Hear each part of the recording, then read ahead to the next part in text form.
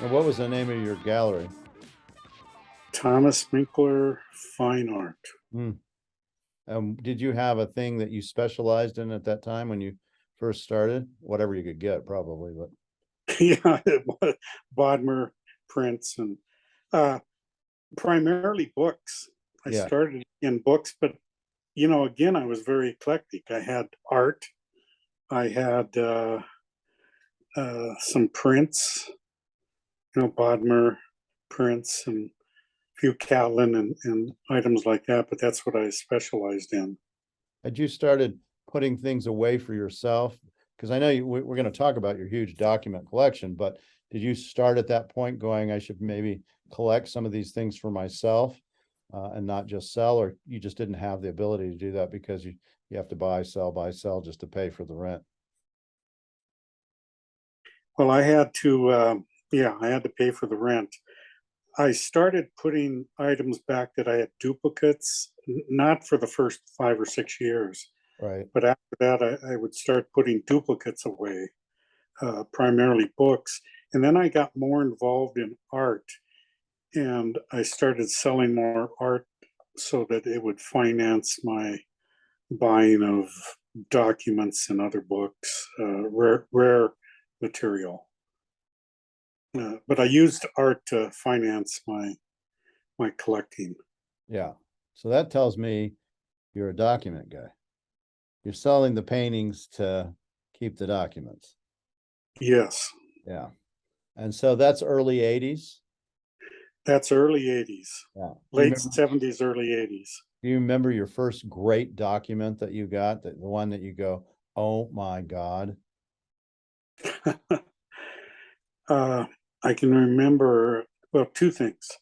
Um, I can remember coming back to or moving to Billings, and I was working as a writer, reporter for an oil and gas uh, magazine, Mm-hmm. national magazine. I can't even think of the name of it now. Anyway, um, and I didn't like the job. It was all kinds of demands. And of course, on the side, I would go and look for material. And I found this book called Indian Old Man Stories, and it was signed by Charlie Russell in this old house in Billings, Victorian home. And I bought it and turned around and sold it for $500. Mm. And I come home and I say, "This is what I'm doing." And I quit my job, gave them a 2 week notice, and took this up full time because $500, and I think this is in 76, Right. 77. That paid for my rent and food for a whole month, Right. And, maybe long. and as a young guy, you thought, oh, I'll be able to do this all the time. I just got to go to all these old houses, talk to Yeah, people, and I'll find stuff. and it worked. Yeah. Well, you probably, I mean, when you have bills to pay, you have to make it happen, right? I mean, You have to make it happen. But then the longer it went to where I could have a little financial freedom, that's when my collecting went bonkers. yeah. So Because you, then you go for the great things. right. Yeah. And how did you find greatness in your mind? Well, the second part of that was the first document was a Russell letter that I bought out of the Midwest. And it was a 3-page letter. And it turned out to be his longest autobiographical letter he ever wrote on himself. Mm.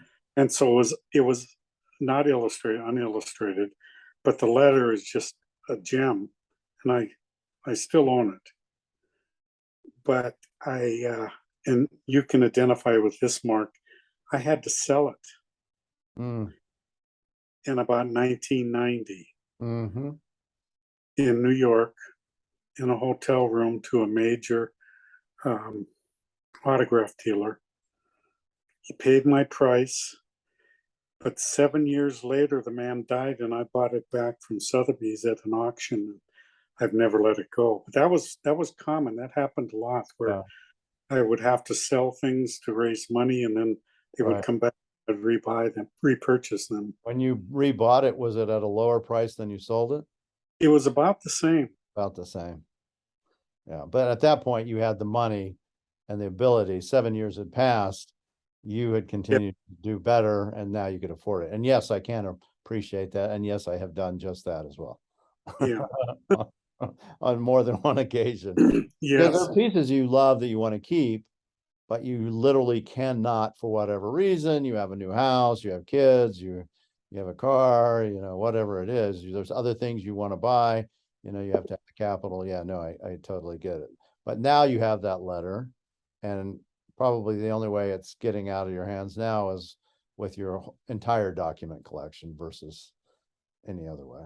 yes. Well, at that time, I didn't even think of what I was doing. I just knew I was putting together this conglomeration of stuff.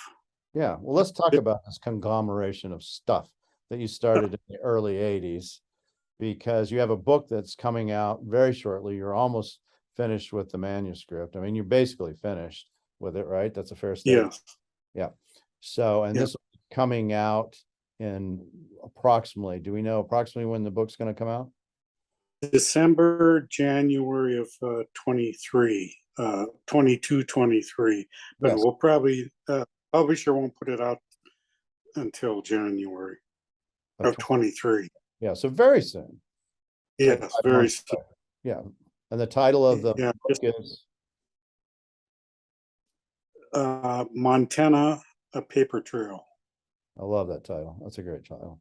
Yeah, and it's basically, in a couple sentences, it's a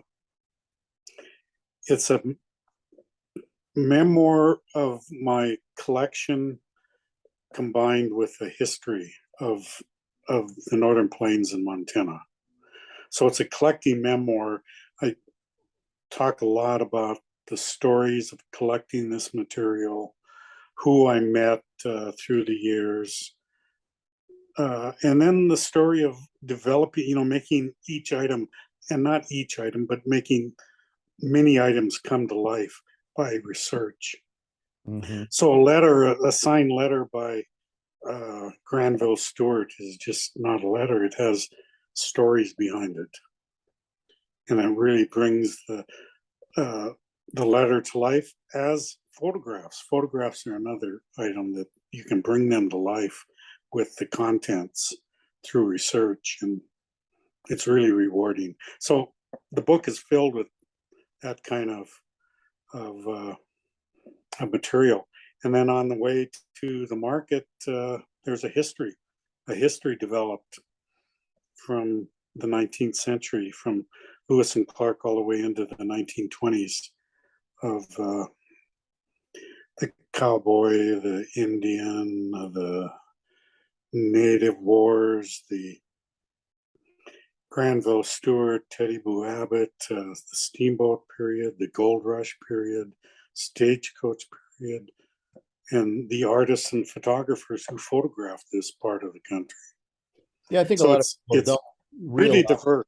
Yeah, I think a lot of people don't realize how early Montana history really is. It's quite early. And it's as much as the West as we think of in California or, Arizona or whatever. I mean, even I was surprised to understand this in a little bit more granular fashion after talking to you. Yeah, Montana came late to the being named a territory. It wasn't until 1864 and Abraham Lincoln named it. But the history of Montana was, even before Lewis and Clark to a certain degree, but it started with Lewis and Clark, and there were many native tribes and battles and historical events that happened in between. The gold rush that started in 1862, and of course there was a fur trade. Yeah. Montana really has a history. It really has a history that I like to say no other state has, that's unique to the state. Sure, California, Colorado, they had their gold rush, as did Montana, but they didn't have the fur trade to the degree utilizing a river with steamboats Hmm. and ford the river going back and forth for commerce. Uh, I mean, maybe there were small steamboats in those places, but not like Montana with storied trips from St. Louis to Fort Benton and beyond. When you get these manuscripts that you purchase for your collection, do you know the history? I mean, I know you have some idea of the history, but do you sometimes really not understand the whole story of it? You just instinctually go, I think this is important. I'm not exactly sure why. You buy it and then you go do the deep dive to figure out why, the puzzle piece, basically. Boy, that's amazing that you're either intuitive or you've experienced that yourself. Probably both. Both, actually. Yeah. Um, I, a case in point was a letter. Let me think.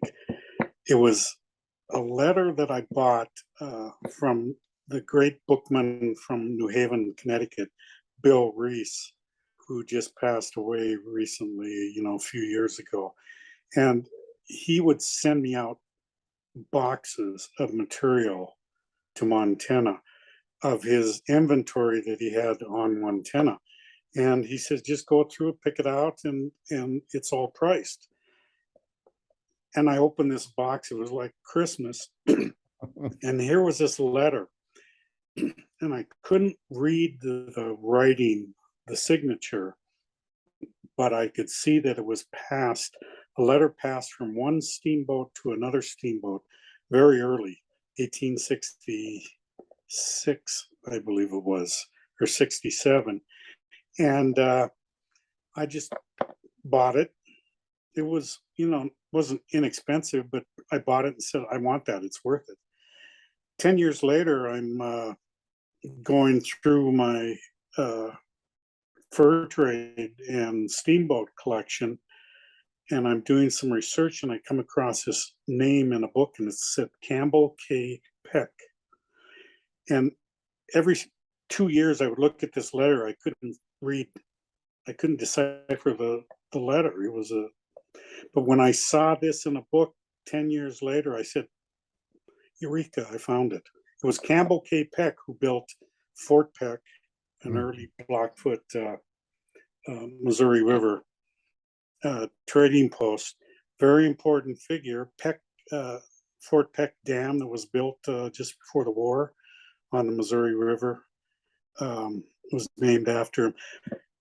And I go, oh my God, this tells the story of this letter. It's just not from one steamboat to the other. He's delivering a man to build this post. Mm. And you almost have to be there to really appreciate it. But 10 years later, I find out what it was. Yeah.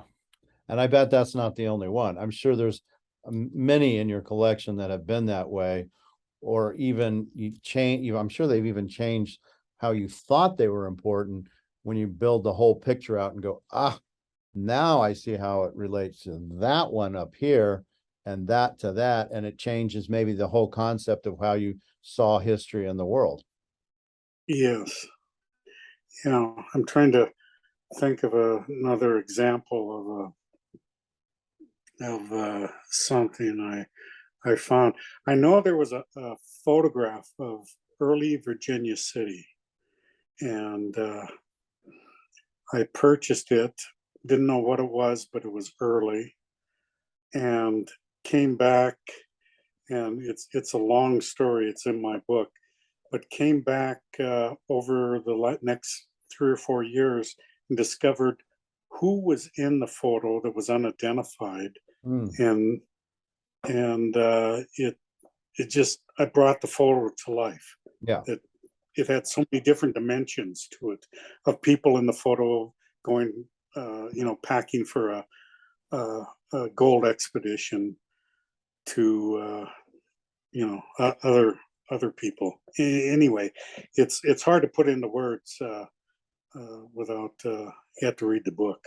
Well, that, Just yeah, and when tease you with, with that. yeah, we won't give it away at that point. Yeah. Well, Plus, I I there's can't remember. two documents that really stuck out in my mind because I was fortunate enough to be able to spend some time with you in Montana. But one is that 1864 map where they split Idaho and Montana up.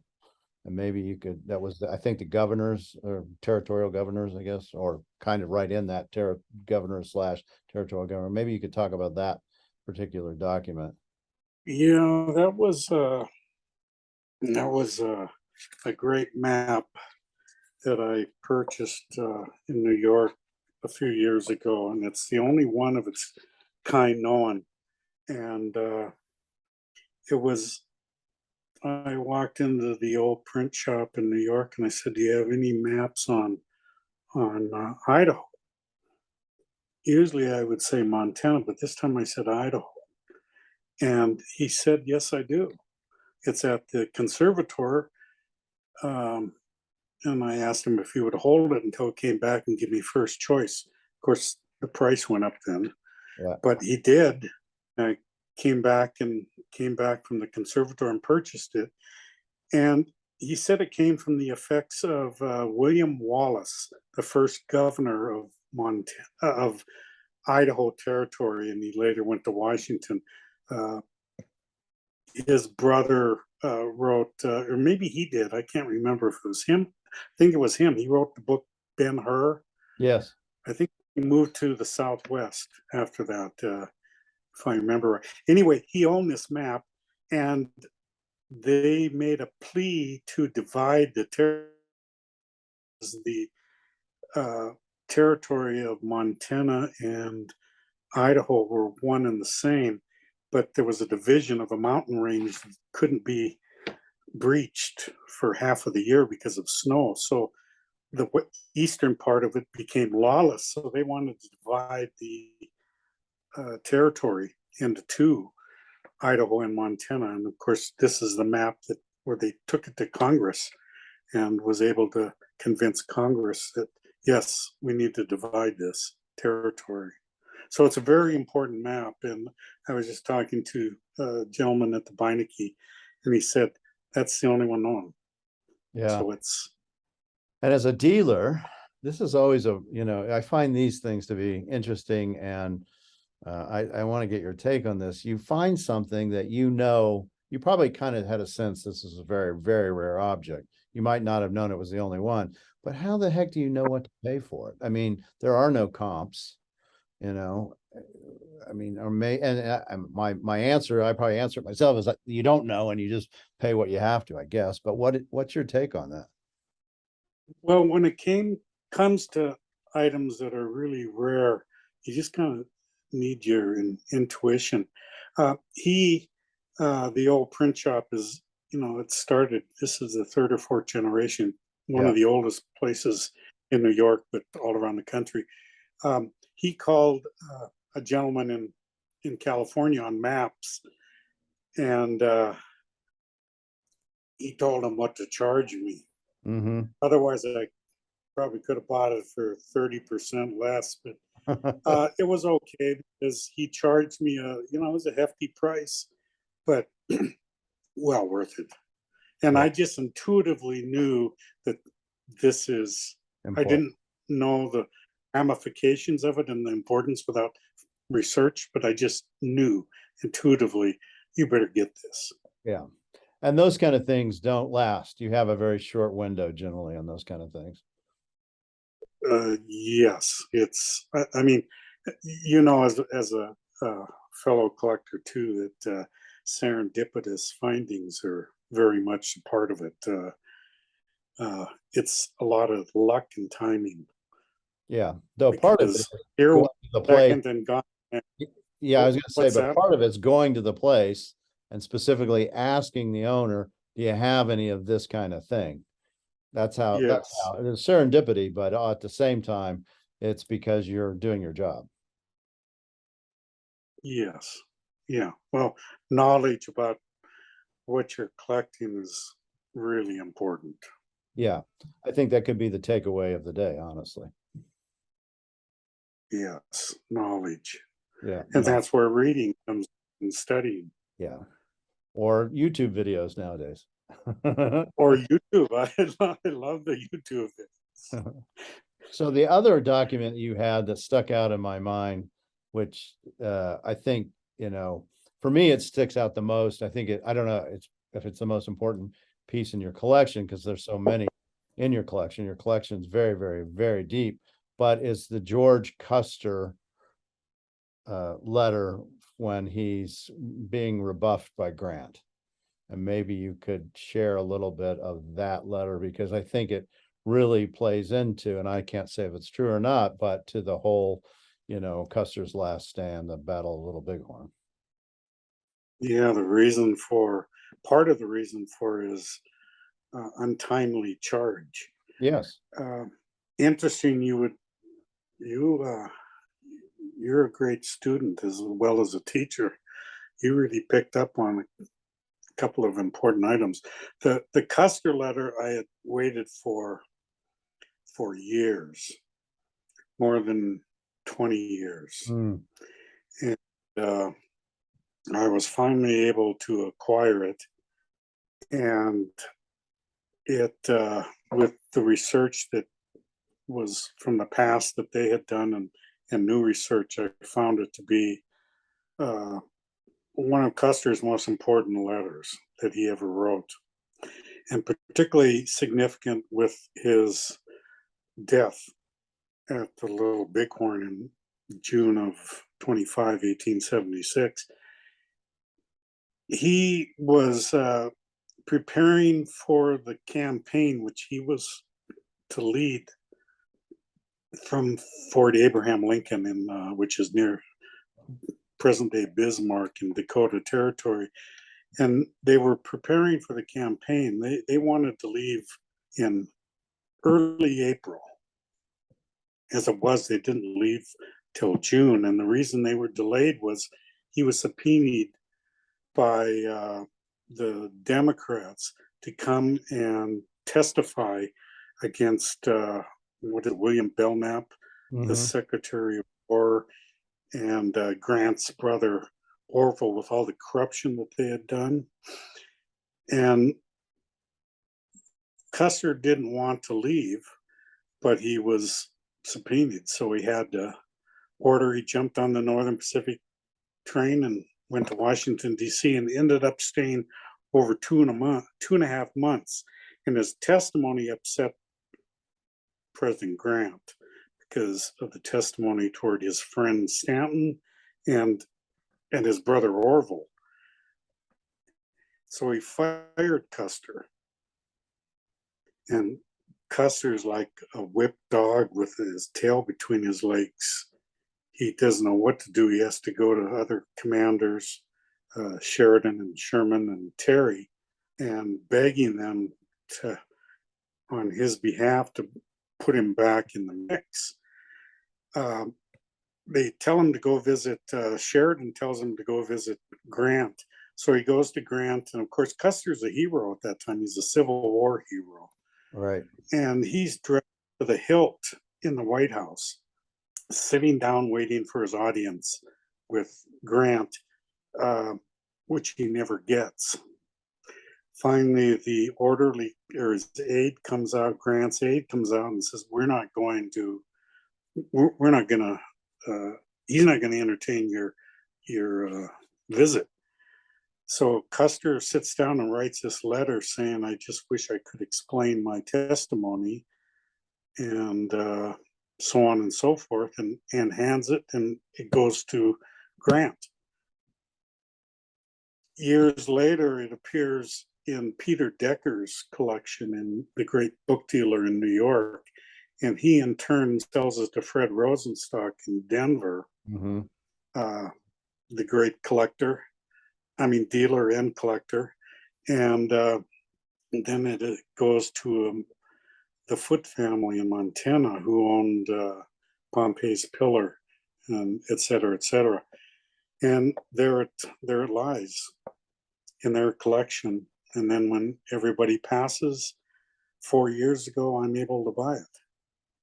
And does it come up at auction or does it come up in private treaty sale? No, it came private treaty. So had you been following it the whole way? You knew where it was? Yes, Yeah, yes. I was good friends with the son of the gentleman who initially bought the letter, and he wanted 7 figures for the letter, right. and said no. And then he passes, and we're good social friends too. And he passes. He lives in, I think he lived in Scottsdale at the time, and his bank friend and my friend calls me and says he just passed. And anyway, long story short, I come to his widow and make a purchase of the letter. What does that feel like when you buy something you've tried to get for 20 years? You know the importance. You also know how it's going to fit in with your whole document collection. It's kind of like the Holy Grail in a weird way. It it really was. What happened then is I was there for his memorial, and I'm not cold-hearted like that, where I'm buying his collection from his widow after the memorial. But we had an understanding. So I left the memorial and started driving back along the Yellowstone River to Montana, and I can't believe it that I have finally owned this letter. And I stopped by a gentleman who for 10 years I'd been trying to buy his Custer collection. And he has about 150 letters. Mm, This is a major collection. So yeah, I bring this letter to him in the hopes that maybe he'll say, "Oh, I'll sell you my collection." But it didn't work. But yeah, at least he was happy that I got this great collection. yeah. And the You importance of, know that. yeah, yeah, no, I mean, I do. But the importance of this piece is that he gets rebuffed by Grant. He somehow gets his command back. And then 4 months later, in June 25th, he has something to prove. I would think that's how I read it. That's how I see it. Perfect. Yes, exactly. He had something to prove. He was rebuffed nationally. It was in the national newspapers that he had been rebuffed, and partially because of that could have led Grant to reinstalling him, not in charge of the whole campaign, just in charge of his 7th Cavalry. Mm, And so I think he had something to prove. yeah, And if he could subdue this village, God forbid, he would become whatever he wanted to be. And yeah, he would stick it in Grant's ear because Grant was no longer president, shortly thereafter. yeah. One has to So he wonder. had a lot to prove. One has to wonder as he's crossing that stream on his horse if his mind isn't thinking about those things, even at that time. Custer, before he gets shot off. Thinking about, Grant, yeah, yeah. I'm not sitting Well, anymore. don't they No say one's sitting, you know? I think he had to know fairly quickly that he was in deep doo doo. And doesn't your life pass before Yeah, you can. Yeah, to a certain degree? yeah, It can. And I'm sure he was thinking of, Ulysses Grant. yeah. Such an important letter. And it's part of this whole collection that you've put together. How many pieces are approximately in your collection, if you can say? I just go north of 10,000. It could be 11,000. I just found a new new collection a couple weeks ago, and I set it in my other office, and I have to read it, but it has 200 or 300 items, Yeah. and I didn't even know I had it. I mean, this is 50 years of collecting. No, I get it. Yeah, no, I get it. And you have to do other things as be a dealer and all the other things that go on and live and all that kind of stuff too. So this is really Yeah. pinnacle, this, or one of the pinnacles, I'd say. I think your Sharp book would be there too, but one of the pinnacles, if not the pinnacle, of your collecting, writing, historic, career, right? Is that a true statement? The Custer letter? No, the whole thing, your book. Yeah, I mean, if you're saying, is this uh, a real important milestone in my life? Yes.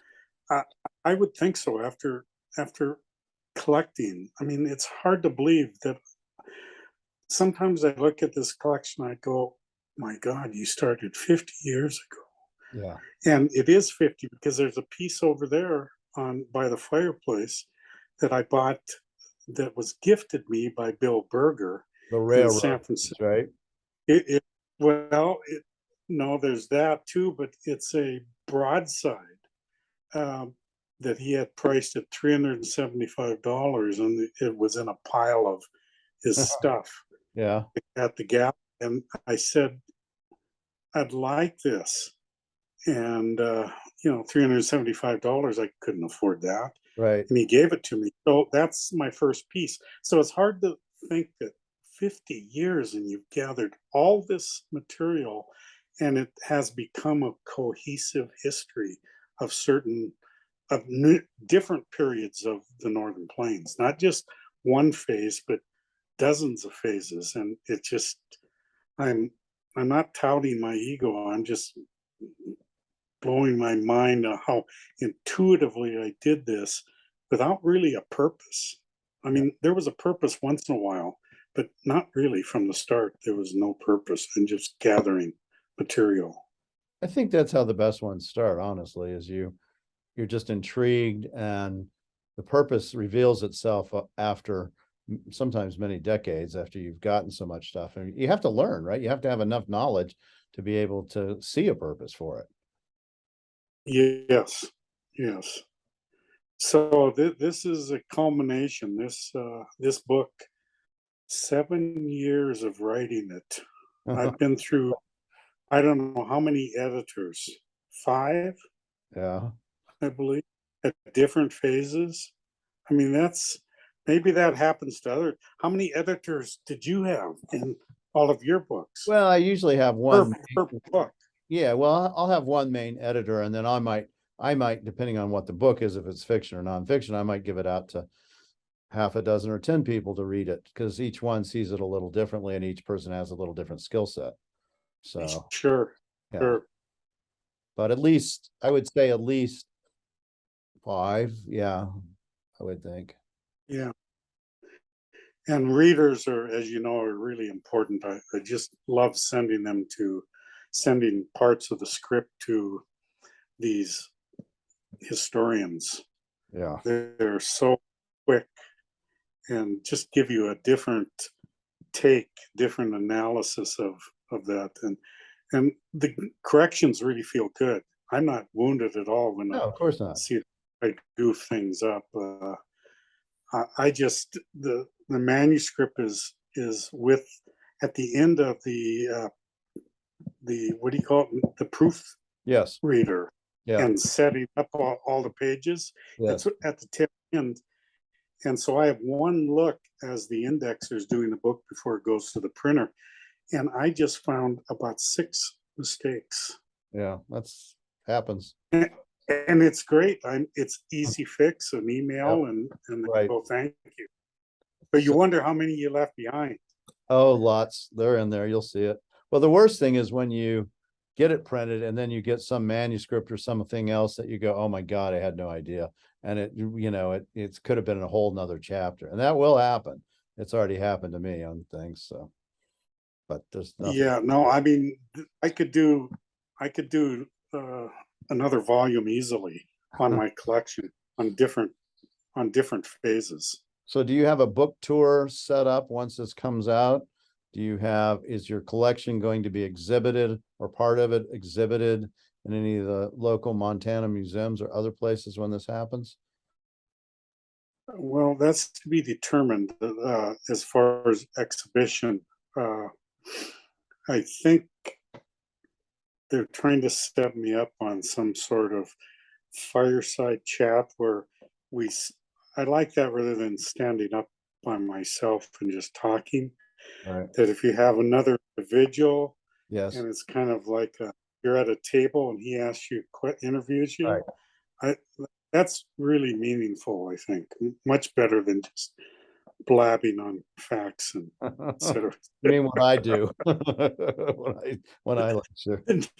No, no, no, yours was very special, but we'll see. I'm not a major proponent of speaking with the public. But it's coming soon. I mean, Rather, it's going to be out January, February of this next year, right? yes, yes. And so what? So you finished this momentous half-century odyssey. What next? The Crow Agency pieces, maybe? Well, that's always on my mind simultaneously. Yeah. Uh, but I I'd like to do a screenplay Yeah. or a documentary. Um, get a great screenwriter. I have the idea.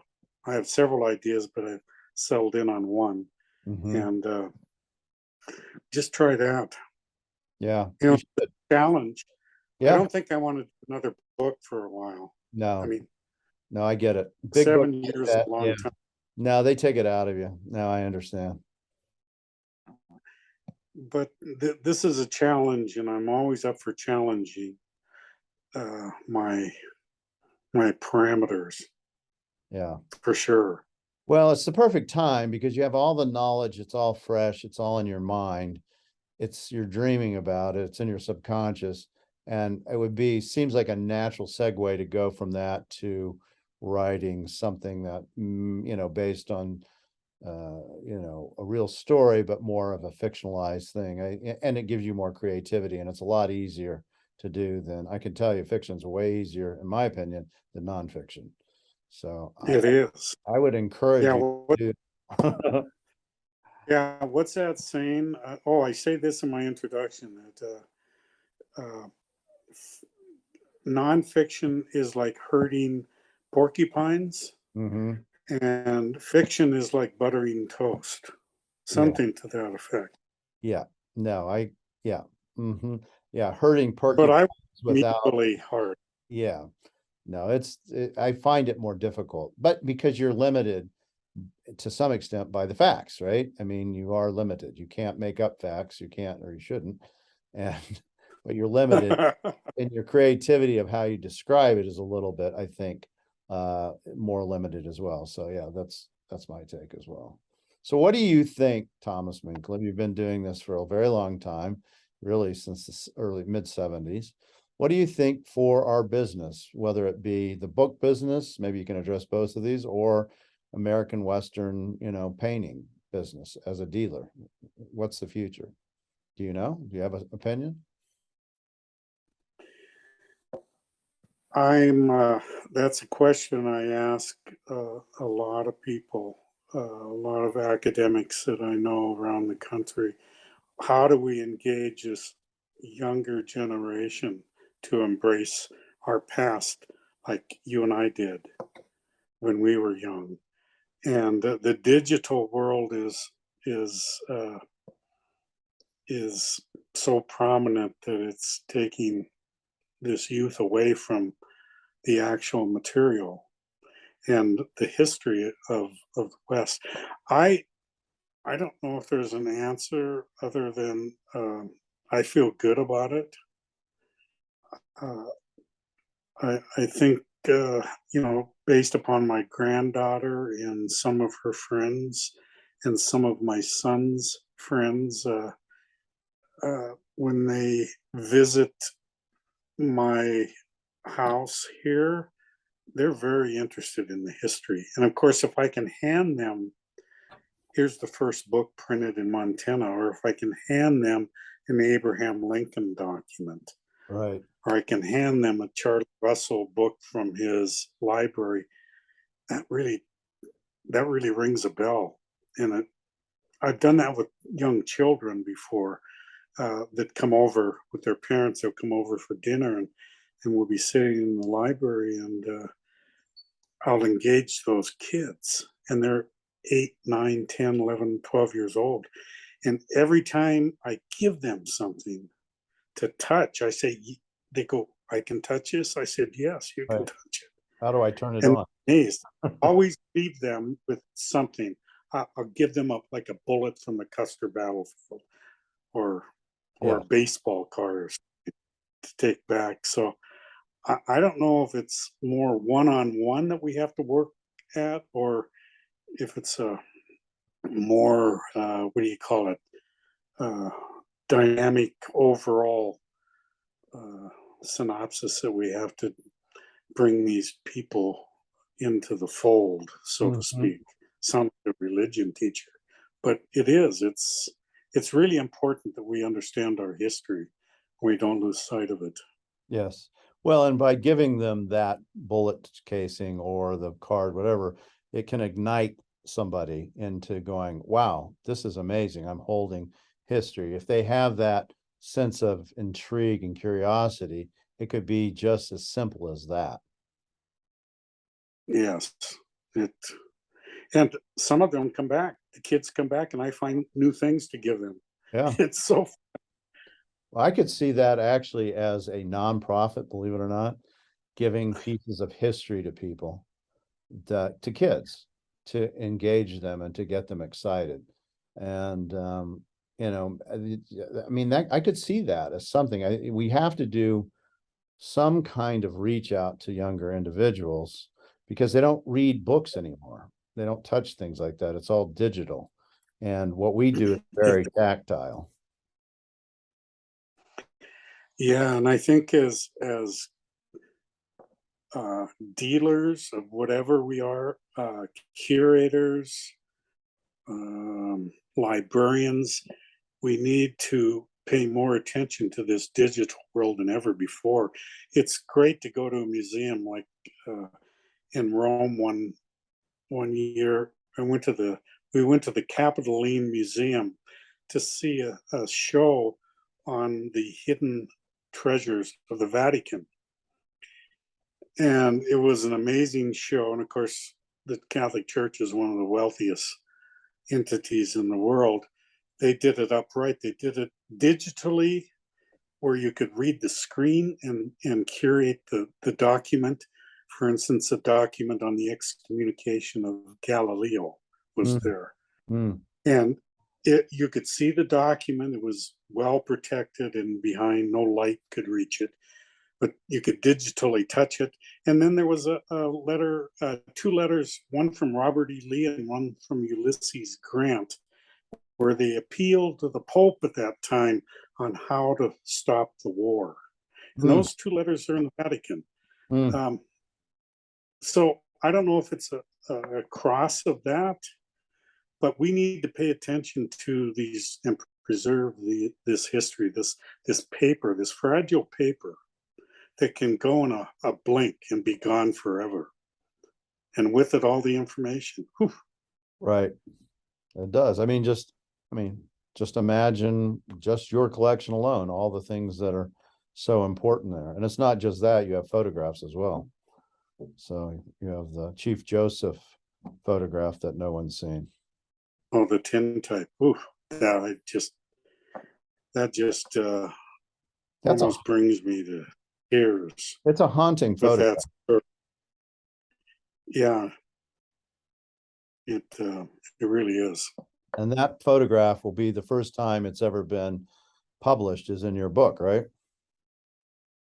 Yes. Yeah.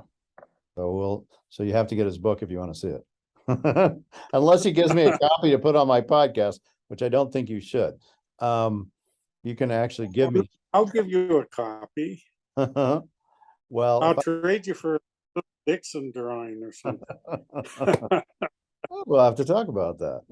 I have a things. So is there anything else as we kind of close up here that you would like to talk about, or any words of wisdom to people who might be collectors or individuals that are interested in manuscripts and books and things that really haven't started? Like, how do you start collecting manuscripts? Huh. Words of wisdom. Yeah, because Is they that can an be fake, oxymoron? right? They can be fake just as like anything else. They can be faked. That's the main. I would, and there's a lot of auto pins from presidents that are signed automatically, Right. not in the hand of the president or the person. That happens. I don't know if I can give any wisdom that's major, except when in doubt, go to authorities that Yeah. know what they're talking about and don't try to. I remember this one story of Calamity Jane with this same foot collection where I got the Custer letter. There was an auction, and this gentleman flew in from Germany to Mhm. buy Calamity Jane's diary that was in Foot's collection.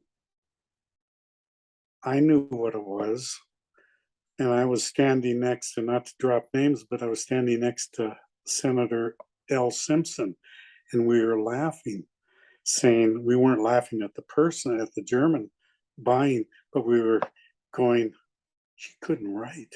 Yeah. And he paid an enormous sum for it, and I've never seen him since, but it was a fake.